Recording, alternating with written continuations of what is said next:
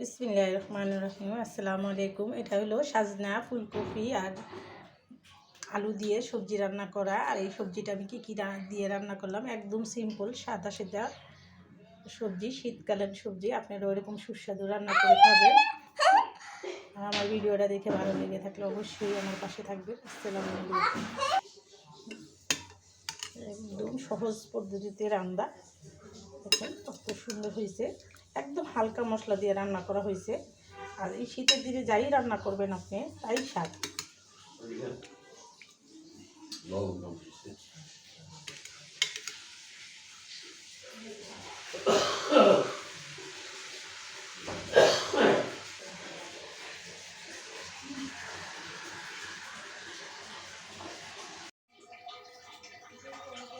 বিসমিল্লাহির রহমানির রহিম। আসসালামু আলাইকুম। আজকে একদম সাধারণ সিম্পল একটা সবজি রান্না করব।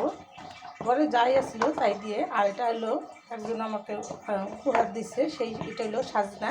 এই উপহারের সাজনাটা দিয়েই আজকে সবজিটা রান্না করব, আপনাদের সাথে শেয়ার করব। আর সবজিটা রান্না করতে কী কী দিব সেটা আপনাদের সাথে শেয়ার করতেছি, দেখতে থাকুন। চটজলদি রান্নার চেষ্টা করলে এরকম করে রান্নাবেন। একটু তেল দিয়ে দিলাম, আর দিয়ে দেবো কিছুটা পেঁয়াজ। একদম দুজন মানুষ এক সুন্দর মতো এক বসা খেতে পারবেন এরকম একটা রান্না। দিয়ে দেবো এখানে কিছুটা হলুদের ফাঁকি, হাফ চামচের মতো দিয়ে দিলাম, হাফ চামচ মরিচের ফাঁকি। আর দিয়ে দেবো সামান্য একটু আদা রসুন, দিয়ে দিলাম স্বাদ মতো লবণ। একদম অল্প তেল দিয়ে, যাদের তেল খাওয়া নিষেধ তাদের উপলক্ষ করে আমি ভিডিওটা করলাম।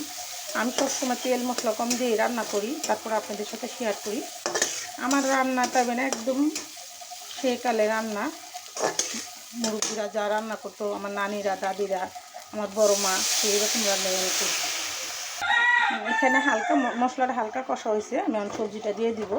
আর সবজিটা কষানোর জন্য এই পানিটুকু আমার দরকার, তার জন্য আমি সবজিটা দিয়ে দিলাম।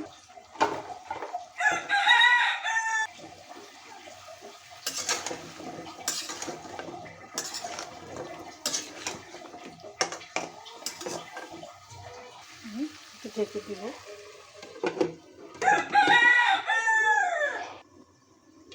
2 মিনিট কষিয়ে নিলাম।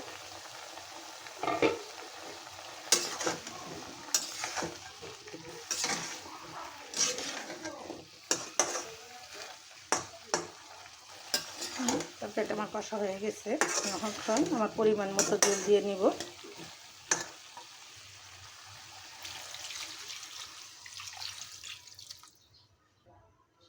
এই রান্নাটাতে আমি কী কী মশলা উপকরণ দিলাম আপনাদের সাথে ফুল ভিডিওটা শেয়ার করলাম।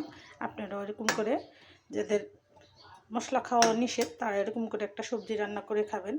আর আমার ভিডিওটা না টেনে ফুল ভিডিওটা দেখবেন। এই রান্নাটা করতে আমার আরও 5 মিনিট সময় লাগবে। ফিরে আসবো 5 মিনিট পর।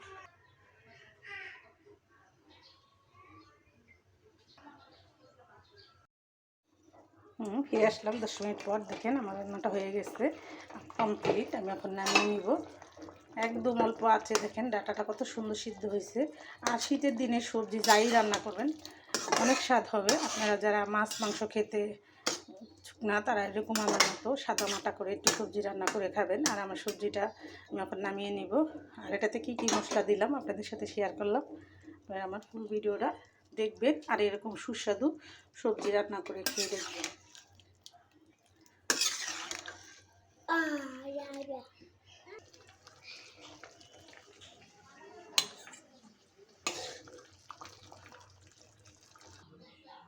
হয়ে গেল বাটি সবজি, একদম সিম্পলভাবে রান্না করা। আপনারা ওইরকম সুস্বাদু তরকারিটা রান্না করে খাবেন। ভিডিওটা বড় না করে আমি এখানে রেখে দিলাম। আসসালামু আলাইকুম।